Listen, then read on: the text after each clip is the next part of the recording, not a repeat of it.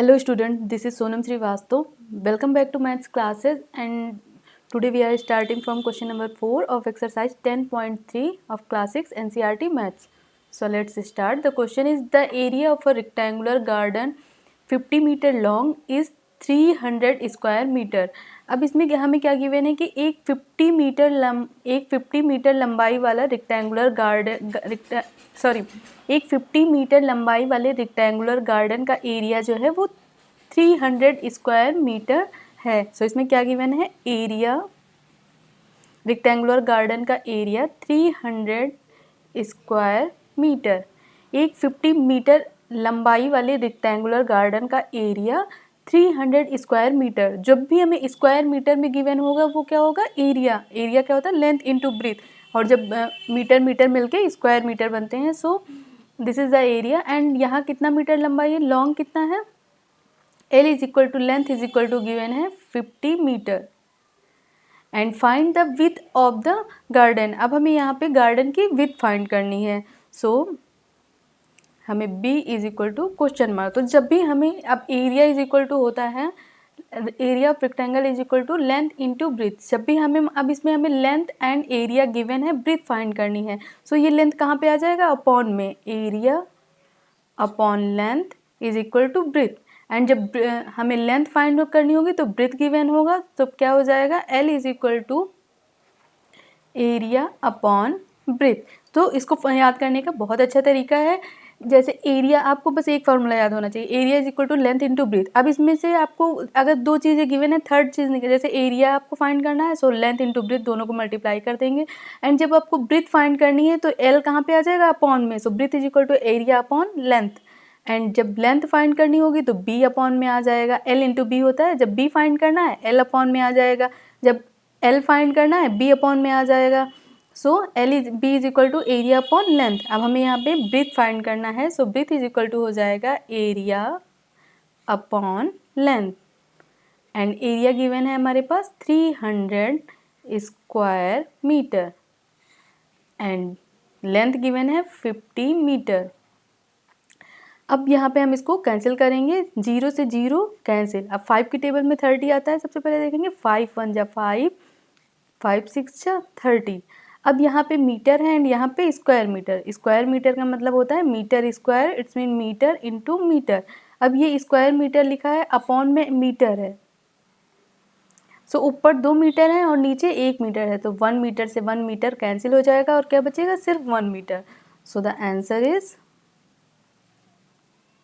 breadth is equal to 6 meter. Okay, let's come to the next question. अब next question है question number 5. What is the cost of tiling a rectangular plot of land 500 meter long and 200 meter wide at the rate of 8 per 100 square meter? अब हमें यहाँ पे क्या क्या, what is the cost of tiling a rectangular plot. एक rectangular plot है जिसकी length and breathe given है. लेंथ है 500 मीटर, L कितना गिवन है 500 मीटर, एंड ब्रीथ गिवन है 200 मीटर. अब हमें यहाँ पे लेंथ एंड ब्रीथ गिवन है और रेट गिवन है. रेट कितना है, रेट इज इक्वल टू 8 पर 100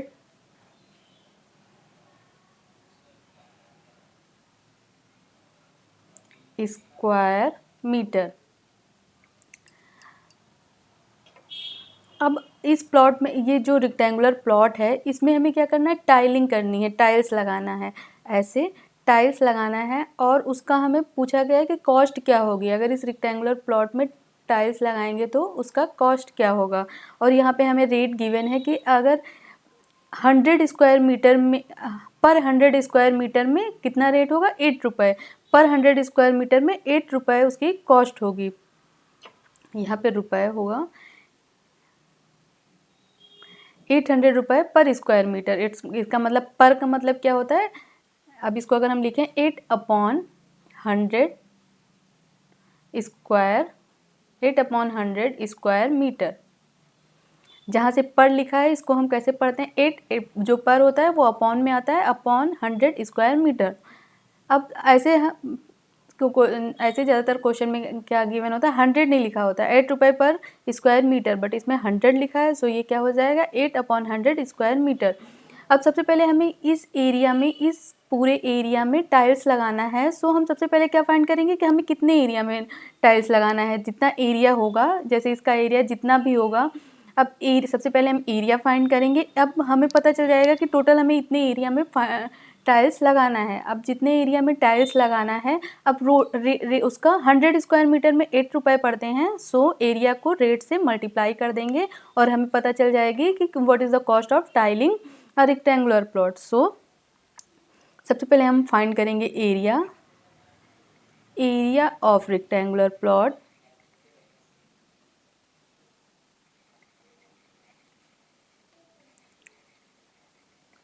is equal to length into breadth.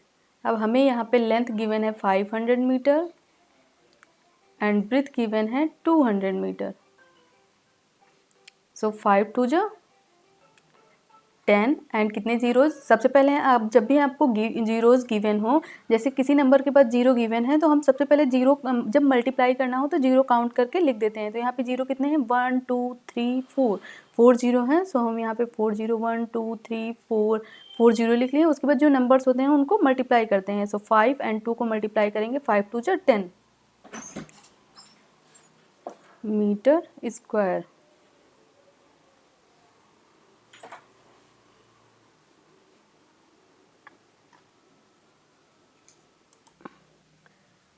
अब हमने यहाँ पे एरिया पता चल गया हमें कि एरिया जो है 1 लाख एरिया आ गया हमारा। और अब हमें बताना है कि कॉस्ट, हमें फाइंड क्या करना था, cost of tiling a rectangular plot. So cost of tiling is equal to, अब हमें इस पूरे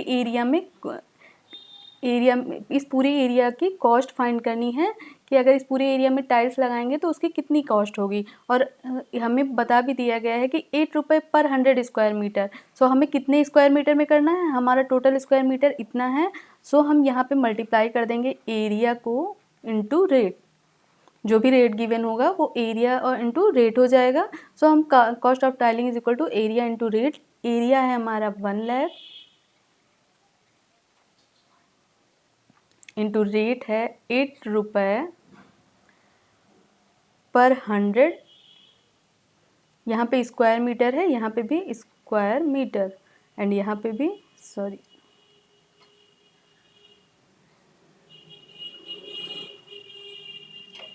ये भी square metre into rate 8/100 square metre.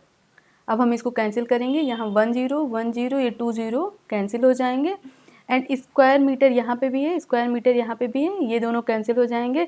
अब मल्टीप्लाई करेंगे हम, 8 1 जा 8 एंड 1 2 3 3 0, सो 1 2 3 8,000 रुपये। So cost of tiling is 8,000 रुपये answer.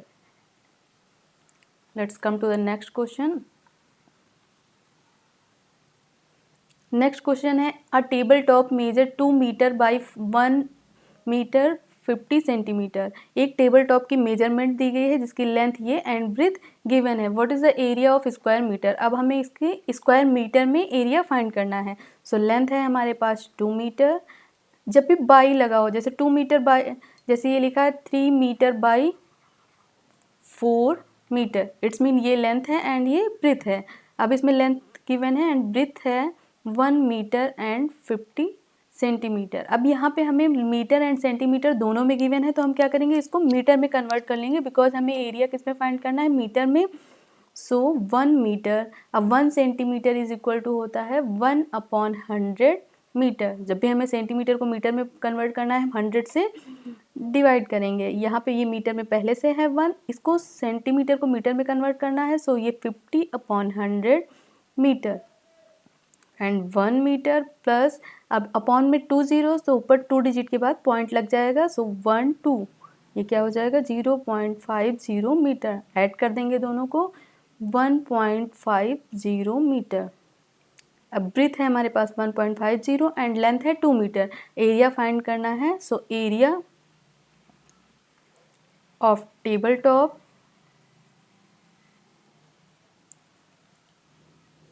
Is equal to length into breadth. जब भी हमें लेंथ एंड ब्रीथ अलग अलग दी है, इट्स मीन वो क्या है, रेक्टेंगुलर शेप में है। जो शेप है वो टेबल टॉप किस शेप में है, रेक्टेंगल के शेप में। एंड जब साइड गिवन हो, सिर्फ साइड गिवन हो, वो स्क्वायर शेप में होगी। अब यहाँ पे लेंथ है हमारे पास 2 मीटर एंड ब्रीथ है 1.50 मीटर। मल्टीप्लाई कर देंगे 1.50 इंटू 2, 2 0 0, 2 5 जा 10, 2 1 जा 2, 1 कैरी 3 एंड 1 2 डिजिट के बाद पॉइंट। सो यहाँ पे क्या हो जाएगा, 2 डिजिट के बाद पॉइंट एंड पॉइंट के बाद सिर्फ जीरो है, तो आप जीरो छोड़ भी सकते हैं। So the area of table top is 3 metre, 3 square metre. So let's come to the next question. Next question है, a room is 4 metre long and 3 metre 50 centimetre wide. एक रूम है जो 4 metre long and 3 metre 50 centimetre wide है।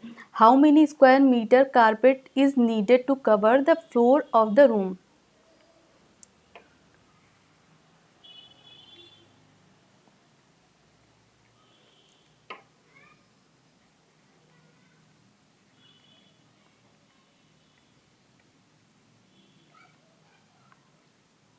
अब हमें यहाँ पे length given है 4 मीटर एंड ब्रेथ गिवन है 3 मीटर 50 सेंटीमीटर। तो इसको सबसे पहले हम मीटर में कन्वर्ट करेंगे। सो ये क्या हो जाएगा, 3.50 metre.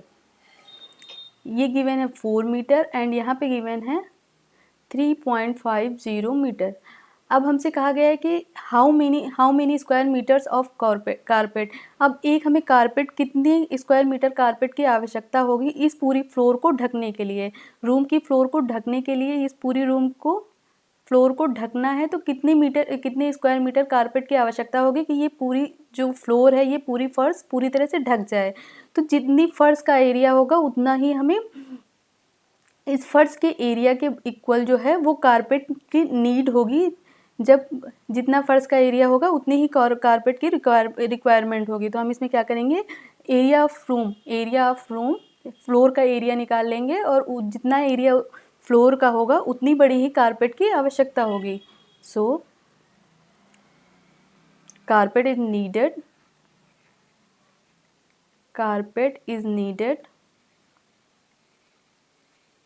to cover the floor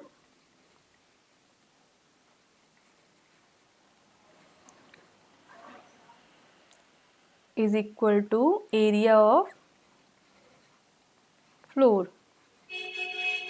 area rectangular shape में है, सो एरिया ऑफ फ्लोर क्या हो जाएगा, लेंथ इंटू ब्रेथ। लेंथ हमें गिवन है 4 मीटर एंड ब्रेथ गिवन है 3.50 मीटर। सो दोनों को मल्टीप्लाई कर देंगे, 3.50 मल्टीप्लाइड बाई 4, 4 0 0, 4 5 जा 20, 2 कैरी 4 3 जा 12 में 2 ऐड करेंगे 14 एंड 2 डिजिट के बाद पॉइंट। सो 2 डिजिट के बाद पॉइंट लगाएंगे, पॉइंट के बाद सिर्फ जीरो, तो जीरो हटा देते हैं। तो यहाँ पे क्या आ जाएगा, 14 square metre. So the area of carpet is 14 square metre. 14 square metre की कारपेट जो है वो नीड होगी। अगर 14 स्क्वायर मीटर कारपेट होगी तो इस पूरी फर्श को कवर कर देगी।